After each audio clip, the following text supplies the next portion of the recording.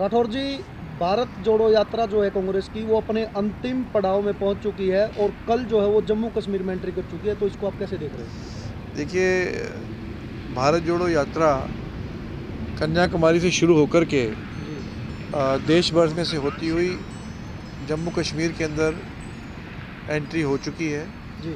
और 30 तारीख को जी। यात्रा का समापन श्रीनगर के अंदर होगा, जी। जहां हमने विपक्षी दल के तमाम नेताओं को भी उसमें इनवाइट किया है। जी। और तमाम हमारे AICC के general secretaries, Congress working committee ji. और हमारी स्टीयरिंग कमेटी जी। जो है वो उसके अंदर भाग लेगी। हमारे CMs, ex-CM, जी। PCC, CLP लीडर्स जी। सभी को आधिकारिक रूप से इस कार्यक्रम में भाग लेना है। तो 30 तारीख को समापन होने जा रहा है। जी। मैं समझता हूँ कि यात्रा जिस उद्देश्य से शुरू हुई थी, जी। वो उद्देश्य आदरणीय राहुल जी ने भाईचारे का जो पैगाम कन्याकुमारी से शुरू किया, जी। वो बहुत बेहतरीन तरीके से पूरे देश में से होता हुआ वो पैगाम आज पूरे देश भर में, दुनिया भर में उस पैगाम का असर देखने को मिला है। और हरियाणा में भी जब यात्रा आई तो ऐतिहासिक स्वागत और समर्थन हरियाणा के लोगों ने, ख़ास तौर पे उत्तरी हरियाणा की मैं बात करूं, क्योंकि यात्रा का मुख्य रूट जो है वो उत्तरी हरियाणा के अंदर रहा, तो बहुत बेहतरीन समर्थन लोगों का मिला। और मुझे पूरी उम्मीद है कि आने वाले समय में जिस प्रकार की ऊर्जा राहुल जी के आने से हम सबको मिली है, कार्यकर्ताओं को मिली है, एक बड़ा बदलाव जो है वो हरियाणा की राजनीति में आने वाले समय में होगा। आपने हरियाणा में भारत जोड़ो यात्रा का जिक्र किया, तो प्रदेश के मुख्यमंत्री जो है मनोहर लाल खट्टर जी, उन्होंने राहुल गांधी जी को पप्पू और जमुरा जो शब्द है वो कह करके पुकारा, इसको आप कैसे देख रहे हैं? देखिए, हर एक व्यक्ति के विचार जो है वो संस्कारों के ऊपर आधारित रहते हैं जी। और क्योंकि मैं हमेशा से बोलता आया हूँ कि भारतीय जनता पार्टी के लोग सामाजिक प्राणी नहीं हैं जी। और ख़ास तौर पे जिनकी RSS के अंदर ट्रेनिंग हुई है जी। उनके अंदर तो देशद्रोह के कीटाणु जो हैं वो आज से नहीं 47 से पहले से मौजूद हैं। जी। क्योंकि मैंने पहले भी कहा कि RSS के लोग, भाजपा के लोग जब देश की आज़ादी की लड़ाई चल रही थी, ये अंग्रेज़ों से हाथ मिला करके भलाई खाने का काम करते थे। जी। भारतीय राष्ट्रीय कांग्रेस के नेता, चाहे वो महात्मा गांधी थे, जवाहरलाल नेहरू थे, सरदार पटेल थे, ये आज़ादी की लड़ाई के लिए संघर्षरत थे, जेलों के अंदर जीवन यापन कर रहे थे। और वहीं RSS के लोग अंग्रेज़ों से हाथ मिला करके मलाईदार पदों पर आसीन थे। तो इन लोगों का देश की आज़ादी में कोई कंट्रीब्यूशन नहीं है। इनके संस्कार हमेशा से देश विरोधी रहे हैं और बड़ा दुर्भाग्य है कि आज ये लोग अपने आप को देशभक्त कह करके और देशभक्ति के सर्टिफिकेट बांटने का काम करते हैं। तो उसी विद्यालय के अंदर श्रीमान खट्टर जी उसी विद्यालय के विद्यार्थी हैं, तो ज़्यादा बड़ी उपेक्षा अगर उन्होंने ऐसा बयान दिया है तो कोई हैरानी की बात नहीं है, क्योंकि बेसिक ट्रेनिंग जो है। जी राठौर जी, यदि आज के हालात की यदि बात करें, प्रदेश की करें चाहे देश की करें, तो कहीं ना कहीं देखते हैं कि पहलवान जो है, किसान जो है, जवान जो है, सरपंच जो है, हर कोई धरने प्रदर्शन को लेकर के बैठा है। इसको आप लोग कैसे देख रहे हैं? पहलवानों की यदि बात करें तो जंतर मंतर पर धरना चला हुआ है। देखिए, किसानों की यदि बात करें तो आज शुगर मिल पे तालाबंदी हुई है। देखिए, बात करें तो चला हुआ। आपकी बात बिल्कुल सही है। देखिए, हमारा भारत देश कृषि आधारित अर्थव्यवस्था है और किसान देश की रीढ़ की हड्डी है। मौजूदा सरकार का ये पहला प्रहार नहीं है। जब से सरकार 2014 के बाद जैसे ही सरकार की स्थापना हुई, लगातार हमारे किसान भाइयों के ऊपर प्रहार किसी ना किसी तरीके से ये सरकार करती रही। उद्देश्य सरकार का यही है कि किसान को किस तरीके से कमज़ोर किया जाए, पंचायती राज व्यवस्था को किस प्रकार से कमज़ोर किया जाए।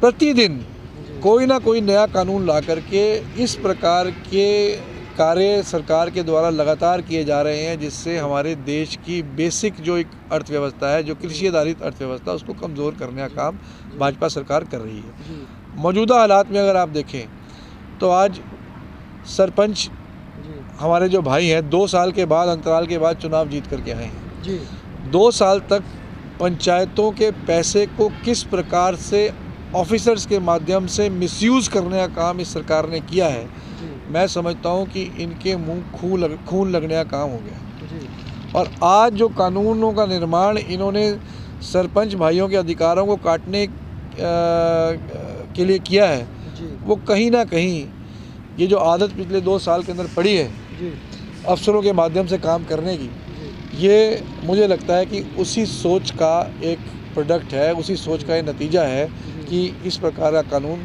खट्टर सरकार लेकर के आई है।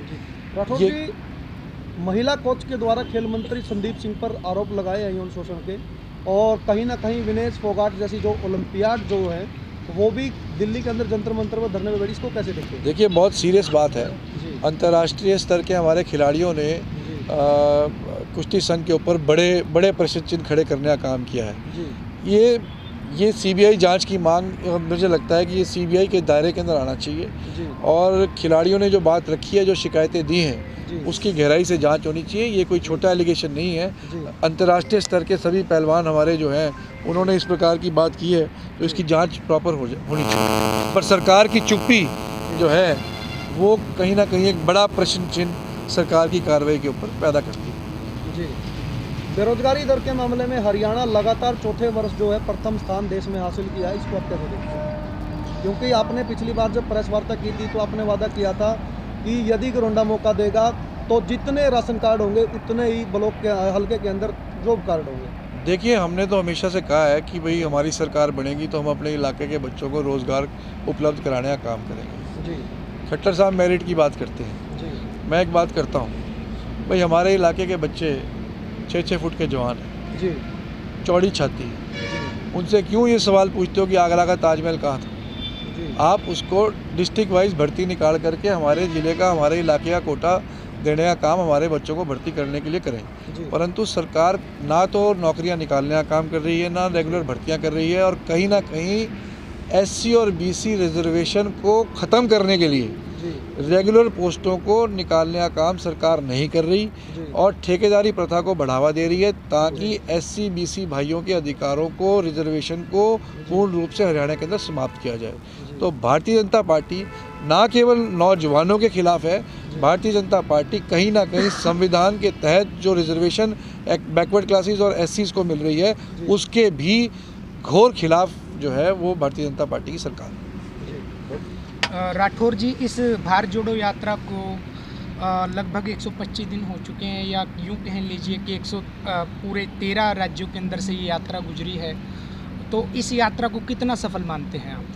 देखिए, अपार जन समर्थन इस यात्रा से मिला है, और कहीं ना कहीं विपक्ष में रहते हुए लोगों की उम्मीद कांग्रेस पार्टी, क्योंकि देश की मुख्य विपक्षी पार्टी है, और लोग चाहते थे कि लोगों के मुद्दों को विपक्ष के रूप में मजबूती से कांग्रेस पार्टी उठाए। तो मुझे लगता है कि पिछले 10 वर्षों का जो भारतीय जनता पार्टी का कुशासन था, वो भारत जोड़ो यात्रा के माध्यम से, चाहे वो बेरोज़गारी की बात हो, चाहे वो हमारे छोटे व्यापारी की बात हो, किसान भाइयों की बात हो, या समाज के विभिन्न वर्गों की बात हो, आदरणीय राहुल जी ने बहुत बेहतरीन तरीके से और मजबूती से इन सारे मुद्दों को यात्रा के दौरान उठाया है। करोड़ों लोग जो है यात्रा में राहुल जी के साथ चले हैं, अपार जन समर्थन यात्रा को मिला है।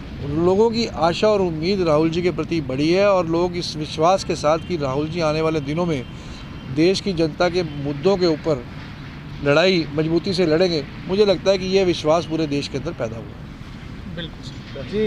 एक आखिरी सवाल राठौर जी, यात्रा का नाम है भारत जोड़ो, कश्मीर में जाके ये यात्रा थोड़ी विवादित हो गई है, क्योंकि गुप्कार गैंग, महबूबा मुफ्ती, उमर अब्दुल्ला, फारूक अब्दुल्ला, इनका एजेंडा देश से छुपा नहीं है। ये लोग आपकी यात्रा में आएंगे, आपका अलायंस है, तो कहीं ना कहीं भारत जोड़ने वाली जो बात है उस पे सवालिया निशान लग रहा है। देखिए, महबूबा मुफ्ती तो अभी जो भारतीय जनता पार्टी की सरकार जम्मू कश्मीर में थी, तो मुख्य alliance partner Bharatiya Janata party की थी, तो ये तो सिर्फ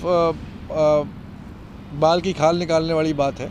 बाकी जो एजेंडे को लेकर के राहुल जी चले हैं, मुझे लगता है कि वो एजेंडा सफल हुआ है, और देश का भरपूर समर्थन जो है जनता का इस यात्रा को मिला। जी, थैंक यू। धन्यवाद।